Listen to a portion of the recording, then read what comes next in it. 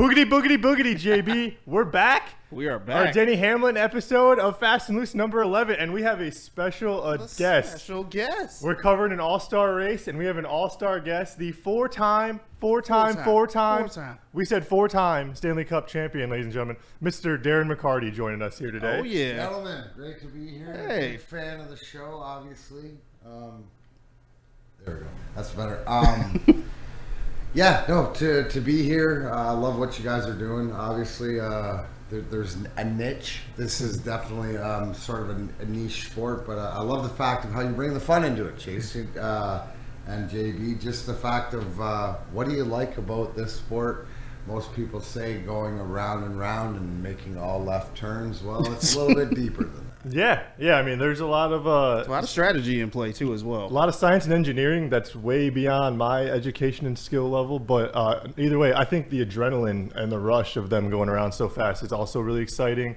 The passing is awesome, and then I mean, the car of the week, the different paint schemes. I think I've talked about it with our guy Neil too. They're kind of like the uniforms of the cars, and each week they're rolling out something cool, and I think it gives you something to root for. And I think it's a great way to hopefully hook new fans to get them into the sport and check out a race just to see a driver, see a car riding around the track. I know we've got a couple things on the desk here. Yeah, what's new on the desk up here?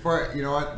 You just brought the analogy. First, I wanted to say, yeah, but if there's anybody in this building that would know any of those computer stuff, things that would be breaking it down. But Chase two GPT. sports, right? Two sports. The one that I played, hockey. And I believe that auto racing, NASCAR truck, whatever it is around the oval, got to be there live.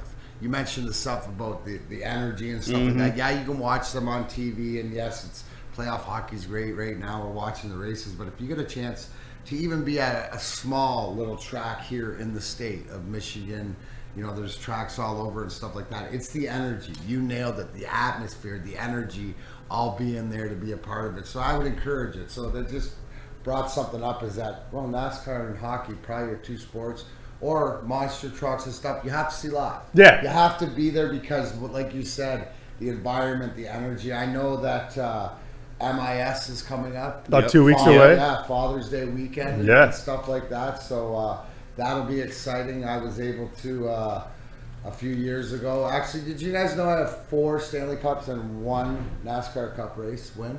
Wait, what? Well, what? It's a technicality, JB. It's a DMAC-ism, but I drove the pace car. Right? Okay. So I drove the pace car for the race. Now, you remember the race a couple years ago? And maybe it was like 3 years ago. And Sunday race. So I'm in the pace car, and we're going around to the final turn. Right, getting ready to take the lights off. I'm leading the guys in. I'm getting ready to go in, and the rain starts coming down. Starts dripping rain. So they call us on the radio and put another lap. Anyways, they called the race off, pulled us in. So I got to pull in first, and it was Joey Logano and Kurt Busch that pulled in behind me. So when I'm sitting in the pace car with the other guy and stuff, they come by and go. And they go, hey, you won your first race, hey kid? And I was like, I'm taking that to the bank. So I was able, the flex is that I got to drive the pace car on the Sunday when the race got canceled, held over to the Monday. And because they wanted to get it going, I didn't get to do the pace car, but I got to do gentlemen, start your engines. Oh, heck yeah. Okay. Which is a big flex. So shout out to everybody at MIS. And yeah, have never had an opportunity to get out there. Was one of the greatest live sport experiences I've had. That is awesome. so cool. I agree with you. You need to be live for these events like this, just to feel, as Shay said, the energy, the atmosphere, just to enjoy it. It's one thing to watch on TV, which we all love, but to be there live, like, it just puts a new spin on things. Not only do you get swept up in like the action of what's happening, but you just kind of get this big communal feel, and the crowd goes crazy. When you're in the mob and you're just going bananas with folks, it is a fun time. It's truly unique. You know what I find, and it's incredible, but it's almost like, JB, you brought up the fact is that, when I watch races on TV, it's like watching football. Right, on TV because of the replays, because of the stats, because of all the interaction, and you get to see the fuel mileage, and you get to see all the numbers and stuff like that. When you're at the race, it's like almost two different things because you're totally absorbed. I'm fortunate enough. My good friend Brian Haas has his dad's had tickets, 2 tickets to the Indy 500, but right at the finish line in the second level. Oh, so I got to nice. sit there a couple of years ago, Ooh. and that is an experience in itself. Because so you're going from cars going 160, 70 miles an hour to cars going 220, 230 miles an hour and flying around. So the atmosphere, I think there's, and when you formulate how to watch, like everybody watches sports, and no matter what sport it is, they like to watch it their own way. And NASCAR is a great way to figure out, hey, I don't like to watch it on TV, but gosh darn it, I love being there live, or both, or anything like that. So I think it's great the more you get into it, and then as superficial as if you just want to talk about, you know, like you said, the color of the cars or the merchandise or all the jerseys. I wore this is my NASCAR version of the hockey jersey, right? Because I got all my sponsors on it. Okay. And stuff Nice. like that. You know what I'm saying? Heck So yeah. I always thought that the NASCAR, and again, using the hockey analogy, you see over in European hockey and more world championships and stuff, all the jerseys that have all the sponsors. Yep. Yeah. That's NASCAR led. Yeah. That's NASCAR advertising. They're the first ones to come and say, hey, you know what? Here's where the money is, and stuff like this, and we see it all the time, so that's cool. Heck yeah. But speaking of kind of some of the cars we got here on the desk, D-Mac, we'll run through what we have up here, and then I know you brought in something special to brought show something us. special. Yeah. One of the pictures that sits on my nightstand, it'll tell a lot about me, and it'll tell a lot about me in a minute. So Hell yeah. Well, we'll rock. We got the Dale Earnhardt rug on there every time. Something new we haven't brought out. We got the Ricky Craven die cast. I have a throwback memory from Darlington. That's my Michael Waltrip right there. He was he was throwing the flag for that optional promoter's caution during the All Star Race. I think it was right around like 2:15 is when they threw it the other night. He was waving the flag, so I wanted to honor him. My guy Gravedigger, Tyler Meninga, just won his 7th series championship. Shout out. 3-time Stadium Series East champion. And then, I know, JB, D-Mac, you guys are some wrestling fans. I got this WCW Goldberg up here on the desk. So I wanted to rock it out, show you guys, you know. Well, you know what? That is awesome, because that just segues into WCW, wrestling where you know baby faces, Heels, yep. good guys, bad guys, stuff like this. Well, in racing, it's a lot of the same way, right, JB? They Exactly. got good guys, You got good guys, got like, bad guys. Who are some of the good guys? Well, I'll just think, because one of the and just like wrestling, right? Sometimes the good guy can become the bad guy, and the bad guy can become the good guy. With no further ado, here's my picture of me and rowdy Kyle Busch. This is my bread and butter right here. I love Kyle, but there we go. We'll center it up there, D-Mac. Oh, yeah. Really had this in There we go. We Perfect. got it. There we go. All right, a little bit of what? There it is. There it is. There it is. Hey. Anyways, D-Mac, Kyle Busch, and MIS a few years ago. Anyways, Hey. which anybody who knows Rowdy, the number 8 and stuff like this, and you know what? Some of the new people be going, well, who's that? Yeah, he hasn't won in a long time. But again, getting some cheers. Yeah. He's usually been the guy that's one of the most hated, and I will agree that he's known to be a bit of a whiner sometimes, but I like the competitiveness, the fierceness, the no standing back. Usually if there's somebody in the middle of a pit lane fight, it's Kyle Busch. So that tells a lot. So that's my guy. Got that picture, so I thought I'd bring that in. No, that's awesome, Shout out, D-Mac. Very man. fitting, That's too. so cool. Yeah, when you told me Kyle Busch is your favorite driver, I thought that was very, very Well, fitting. my 2 favorite drivers are Kyle Busch on one end and Brad Keselowski at the other end. Local kid, Rochester Hills. Yeah. Shout out Brad, Known man. Brad for a long time. Just one of the one of my greatest people to sit down and have a conversation with, because I've learned something about life and just about having conversation. You never know where it goes, and if you want a guy that can break down a spark plug or something like that, Yeah. that's your guy. But again, a respected driver, right? And Keselowski, that sort of does it. the right way. I love to see, as we see in this sport over the years, like racing's a sport that, God forbid anything happens to you, you can do it for a long time. Yeah. You see some of these races that we watched for a long time, and Brad Keselowski, to go from driver into his own team. Yeah. Right, and I think that's where that's at, and I'm at that age where the guys that I've cheered for 15, 20 years, are now, we're now older, but they're now taking bigger parts in these racing teams and stuff like that, and I love that. Yeah, I mean, good like to see, yeah. Jeff Gordon has a part ownership with Team Hendrick. Jimmy Johnson, Legacy Motorsports. Yep. Brad Keselowski with RFK, Roush Fenway, Stuart Haas Racing. Yeah. They're all, and Tony Stewart's been tearing it up in drag racing. D-Mac, my dad's been into that lately. Really? You know what? Yeah. Not gonna lie, I will throw the drag race on or whatever, watch the supers or whatever, back in the day watching John Force, and there's some characters in that too, but I mean,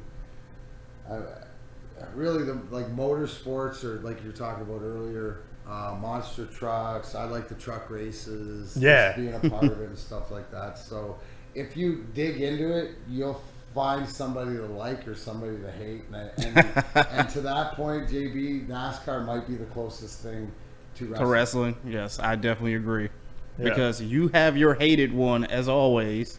Yeah, I mean, it's, again, like if you just didn't drive that car, I wouldn't mind it, but it's disrespectful. There's the intimidator, there's the great one, and then there's the imposter. And Which is 11 years, 5 wins, all Mickey Mouse. So boy. we can go But through isn't that now? We're talking about what Richard Childress did or didn't do with the number 3 car, and is it the fact that it's nepotism, and he put the 3 on his grandson? Is that the problem that you have? So you have a more problem with the grandfather than you do with the... Yeah, it's a little bit of both, and I don't mind it in other series, D-Mac. Like, he drove it in the Truck Series, he won a championship. He drove it in the Xfinity Series, I'm pretty sure he won a championship. I just don't think that number belongs in the Cup Series. I think they should retire it from the Cup Series, and just for the honor and respect of Dale Earnhardt. He gave his life to NASCAR. I agree with you. And that's my issue. It's like, you can drive that car in other series, you can drive a different number, but the number 3 in the NASCAR Sprint Cup Series, or the NASCAR Cup Series, on Sundays, like, that number 3 should only be on flags flying high above the sky. I'm not going to... Respect. I agree. Yeah, I can't argue with it. So that's where all my anger and frustration comes from. So, but do you have a hated guy, Jay? I don't have a hated guy just yet. Like, I like everyone as of right now, so I think I got to figure out who's my heel out there. Yeah. There's been, and over the past, 2 or 3 years, now you're seeing an influx and a new flux of young drivers. Yeah. You look at like the Ty Gibbs. You look at you mentioned the Dillon brothers or stuff like this, but you mentioned some of these kids that have been driving for a while. I watch Xfinity a lot. Yeah. Right, because I like to see the next up and comers. The Creeds and different guys like that. You look at the hottest guy on tour right now. Christopher Bell has just come up the rankings and stuff like this, and the competition level, where I would say it's more like golf these days, right? Where there's a lot of top guys. Yeah. Pick your favorite guy, and yes, there are the Scotty Schefflers having the seasons which are elite, in the Rory McIlroys, but there's a whole bunch of other guys at any given night can win, but just haven't. And the dominance that Christopher Bell shows you, like, just how dialed in and how specific to the 1,000th of a second that this sport is, if you really give a shit about it. Yeah. No, I haven't thought about that, about like comparing it to golf, T-Mac. That's 100% right. Like, it's, you have your guys who are usually up there, but any Sunday. And you have your horses. Yeah. Where as far as, like, late, if this guy is in this position on this sort of track late in the game, you look at I love super speedways, right? Because it's just, all right, tell me when there's 20 laps left. Let me turn it on. And we're going to see 7 cars left. Because there's, like, cautions and that. But guys fighting to win. Mm-hmm. Like, you know what I'm saying? Guys don't just lay down. Very rarely do you see, and you do see it, where it's the utter dominance of beginning to end stuff like this. So there's something happen. Somebody getting mad at somebody, different ways, super like there's also so many different forms of racing because they race on so many different tracks. So is it a team race on a super speedway where you have to get together with all the Fords and all the Toyotas and all pack the racing, stuff like this, and that's a different mode too. So there's so much to get into it. I think that it's like a la carte to how you want, how deep you want to go and how superficial you want to go, but there's something for everybody. Yeah, no, 100%. And I know Christopher Bell, like you talked about, D-Man, he's going to have a lot of something that he can get, whatever, because he's got $1 million. He got $1 million. Just a smell. Yeah, his 4th win of the season. His, this wasn't a points race, but I'd rather go home with $1 million than the points. I would too, trust me. So he brought it home. I thought it was a really good race over the weekend too. I know Keselowski, our guy, he started on the pole, was able to hang on to it for a few laps, but I think it was Joey Logano who ended up with a really fast car getting by him. He led a lot of laps, but in the end, it was Christopher Bell who snuck by him, and Ross Chastain even gave Joey Logano a run for his money for he second. He really did too, yeah. He was able to hang on, get that 100K second place finish, but still, Christopher Bell in the Mobil 1 Toyota for Joe Gibbs Racing. Yeah, going home with $1 million on the. You know what it is, too? There's a lot of thorn in it. And to your point about is there bad guys here? No, there's a lot of thorns. Yeah. There's a lot of thorns in this thing. You mentioned Ross Chastain, if you don't know, comes from, always smash the watermelon because he's watermelon man, farmer, stuff like this. But guys like him and, Kyle Larson and guys that race so hard and don't give a shit about, at the end, they may wreck on the last lap. They may come to the final corner. They push, and getting back to it, these young kids, and they're not young, they're not kids anymore, right? But they have pushed this sport and made the Denny Hamlins and the Kyle Bushes and all these guys, Joey Logano's that we're used to hearing in the victory circle, not so much. Yeah. It's awesome too. I love seeing the new crop of guys coming up, and it's like you see the way that old drivers are kind of like taking them under their wing, like Jeff Gordon with William Byron, Jimmy Johnson with his whole race team. He has like John Hunter Nemechek. I mean, Eric Amarola's running with him. Or I think Eric Jones, I'm sorry. But it's really cool to see. Denny Hamlin has, not only is he still driving, but him and Michael Jordan have their own race team, 2311. And Bubba Wallace and Tyler Reddick, along with Ty Gibbs, or Riley Herbst, that's the other driver in 2311. But I mean, Bubba Wallace and Tyler Reddick are top 6, top 8 drivers in the standings. Bubba Wallace is, over the past 2 years or so, probably one of the shining young stars that has elevated, and that's saying of what it is, but you don't see a lot of color guys in that's factual. You see a few. Julius Curry, former Lion, who I'm good friends with, has a race team at M1 and stuff here, but there are more into it. But it just goes to show. I mean, who would have thought back in the day Michael Jordan was such a motorsport fan? I know he's a fan of money, so that's usually where it follows. But the fact he's always there. Yeah. And this is, and I get it. And I think as a former champion or stuff like that, so I played at that level, it's getting that feeling and that excitement, and there's only a few things that can really elevate you to that level, and the excitement at a race definitely does. I think getting a guy like Michael Jordan into this sport will help out for people of color who want to actually enjoy this race and actually get into the sport as well too, because Bubba Wallace is helping, but you mostly see like black crew members or people on the pit team. Now you actually have a driver that you can look up to, and an owner who actually is as you said, every single race, that wants to be there and wants to support his guys every single time out there, whether they win or lose. Yeah, and I think NASCAR is like a little bit of like that easy kid to make fun of sometimes, but I don't think people realize how much of like an overlap it has with other sports, because not only does it have Michael Jordan in it, but like Joe Gibbs, who's had a racing team for a long time, like Kyle Busch drove for him, won championship, was a Super Bowl winning head coach. Yeah. I mean, like most of the crew members are from former college teams as well too. Yeah, these are former D1 athletes who didn't make it playing like maybe professional football, professional rugby, professional basketball, whatever, like rowing. Maybe there isn't professional rowing. This is what they do to keep active, keep physical, make a ton of money doing something awesome, being part of a team. So yeah, like the way that other sports have integrated and adopted NASCAR, and like I think NASCAR like kind of just quietly just kind of accepts everybody, but you know, it is okay with whatever criticism people want It's to like throw at country it. music a little bit. Yeah. Yeah, but that's a great, such a great point because the margin of error and a lot of it these days, because the drivers are so close, is in the pit, and it's like, can you pick up that like 0.2 of a second? Like we're talking about like minuscule time. Yeah. The way that these guys practice and they've turned that pit style, the game and all that stuff. It's not a game anymore. It's in and out, and the best of the best. How many times have you seen it late that the elite pit crews have just given their guys that little bit of a nudge or opportunity to win the game? We've seen it. Strategy is a big play too. That's always a good part because weather plays a factor in this. The cautions play a factor. So Huge factor.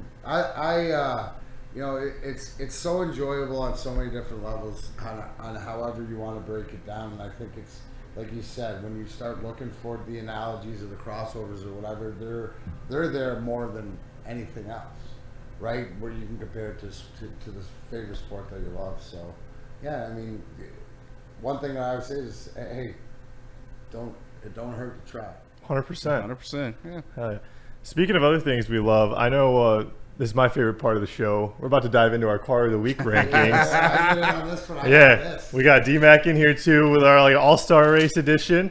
So D-Mac, you're our guest. Do you want to kick us off? You want to start us off today? Awesome. Hell yeah. All right. So now anybody who knows that maybe one of my habits is chewing tobacco and stuff like this. I'm a big Grizzly fan. Hell yeah. Seeing the Ty Dillon number 10 Grizzly nicotine. Grizzly nicotine in the gray air, that was elite. So that popped me. I'm going to give that my bronze medal. Heck yeah. Nice. Nepotism is big in this sport, and things that you love. So number 2, I'm going to go with Brad Keselowski's number 6 car. Hell yeah. Okay. It looks good. He had this very similar paint scheme to last week. He was rocking like the purple, the white, the yellow. The purple got, like, I like that, but it was a little bit different. Yeah, right? It was awesome. So you could tell that they redid it. It was something I like the color purple and stuff like this. But number 1, I'm going to go with Kyle Busch, just because he needs to win something. Yeah. So I'm see how I did that voice? So I'm going to give the gold medal to Kyle Busch. We're going to get you a win here, bud. And then you're going to go out and you're going to win one hopefully soon. So, That was good. see how you switched that? That was good. That was great. Oh, that's very good. I like how you're trying to rub off some luck to it. Dude, you got to take it when you can get it. Yeah, 100%, D-Mac. We did something similar. JB and I had the Grizzly nicotine car a couple weeks ago. Yep. And then I did something similar. I have Chase Elliott's one of my drivers. I tried to rub some luck on him a couple weeks ago. He ended up getting like second or third. But yeah, I mean, another thing, you were talking about the Brad Keselowski car, D-Mac. A lot of the pit crew, we were talking about, JB, there are a lot of football players from ECU, East Carolina University. So they had the paint scheme of the Pirates. There's always right. There's always Easter eggs to why this is done and why did they do this and a lot of stuff. Like there's a lot of nostalgia too that goes down if you want to dig into the history of why guys do that. So in different parts, different races, honoring different things. So I love those little nuances and stuff like that. Hell yeah, Mr. Fast. You want me to go next? I'd love to hear your list, sir. I'd love to give you the floor. So my bronze that I'm giving out, number 3, I got to go with Todd Gillen. He was riding the number 34 Overplay car. Okay, yeah. Yeah, I just like the covers on it, that purple, that little lime green mixed in with it as well, too. It looked good, yeah. It looked sweet. It looked good. Runner-up, Austin Cindric driving the number 2 Freightliner, which... A little bit of a backstory, kind of has a little bit of nostalgia for me. I used to drive a Freightliner truck when I used to deliver for Frito-Lay. Oh, okay. Yeah, so those are one of the trucks I used to drive going back and forth from all these little stores. So a little special to me in my heart there. That's sick. And number 1, Ricky Stenhouse Jr. in the Sunny D car, number 47. Oh, okay. That's Sunny D. Sunny D car's fine. Yeah, That's Sunny D. It is pretty nice. I did like it a lot. I did like that Overplay car too, JB. I remember in the Open when they were... at the 530 race, I think Shane Van Gisbergen was kind of getting a little chippy with Todd Gilliland going into the pit road after the race. He wasn't really liking how he was racing him, I think. So that was fun to watch. But little chippiness starting off. I don't know how we do it, but JB and I can't not have at least one overlap every single day. We never talk about like we have another one again. Yeah, we never talk about who we have in our cars, but every single time we at least have one that overlaps. So as we dive into my car of the week rankings, I've got Ross Chastain, the fan voted Busch Light. I thought the Busch, it looks really cool. JB's been giving a lot of love to him, and I feel like I keep forgetting about him because there's all these other cars. But I wanted to shout out Ross Chastain, the Watermelon Man. Like I said, I thought he was going to steal second place from Joey Logano, so I was really stoked about that. My silver car of the car of the week rankings, JB, it's that number 2 Freightliner from Austin Cindric. I thought it was kind of like a little plain. Yeah, it's plain, but it's not. The color, and I think it was the trim around the white number 2 on the, just gave me such throwback Rusty Wallace vibes. I just was like, man, I felt like I was watching a race from 03, 04, and just like, I know it's Austin Cindric, I know it's a slightly different tonal color, but I was just like, man, that was the nostalgia that filled with me, and I saw that car, I was like, that is a cool looking ride. And then number 1, my car of the week goes to the man who finished number 1, Mr. Christopher Bell, and that Mobile 1. Like I said, there's something about a clean white car, JB, that looks really nice. And then it's also, too, I was watching the driver introductions. He walks out. He's got a big number 1 on his chest for the Mobile 1. I thought it looked pretty cool. And then afterwards, when he's waving the checkered flag, got that big check of $1 million in his hand, you just see the big number 1, letting everybody know who is the big dog. Christopher Bell, his 4th win of the year. My car of the week ranking for our North Wilkesboro All Star Race. Shout out Christopher Bell, man. You mentioned Ricky Stenhouse Jr. There's a guy that's polarizing. Oh, 100%. Oh yeah. You know what I mean, as far as good or bad, but he might be on top of the list as drivers that people don't like. Yeah, 100%. I know. I know he's probably top of the list of drivers don't like. Yeah, he used to date Danica Patrick for a while too. Yeah. They got a little history there. He took over for Matt Kensington, number 17 for Roush Fenway Racing. I like him a little bit more now because he's not driving the number 17. But when he took over for Matt Kensington, I was like, you're not as good as him. So I didn't care for him as much. But you're rocking and rolling in that 47. I don't mind Ricky Stenhouse as much. He's kind of warming up on me. Kind of doing the Kyle Busch arc where you didn't like him at first, but he's really warming up to you. Well, it's like guys like Ricky Stenhouse, Kyle Larson, stuff like that. They don't know where the brake is. They just, when they go to hit the brake, they just push the gas pedal faster. Whiskey throttle. Whiskey throttle. No, I mean, like as far as have you ever Kyle Larson is how he hugs the wall better than anybody else really good. At the speed he does, like literally just off. It's crazy, but again, there's fan, and there's the one thing that I love about the racing too. When you get into it, it's like the whole soccer divisions, all 7 divisions in one race, right? Because when you realize that the top guys and the guys that finish in 30th or later, they're all racing for different things, right? And it's all about money. It's all about these different things. So it's always cool when you see somebody that you don't know or haven't heard of make noise. You mentioned, and also too, what I love is NASCAR not becoming more of the global sport too. We used to lose all the drivers to Formula One or Indy or stuff like this, but you mentioned Van Geisenstein, who's one of the best road course racers in the world. But you're seeing guys coming over into NASCAR now, so it's not like, what did you say earlier? You said it's easy to make fun of. It's easy to be the stepchild. Yeah, it's just sort of the way it is, right? Redneck and all this stuff like that. But at the end of the day, the respect that it's getting internationally and from all the racing world is what you love. So there's so many different storylines and rivalries even inside the race. If you get into it, that's the best part. Like what you like about it. Yeah, absolutely. Hell yeah.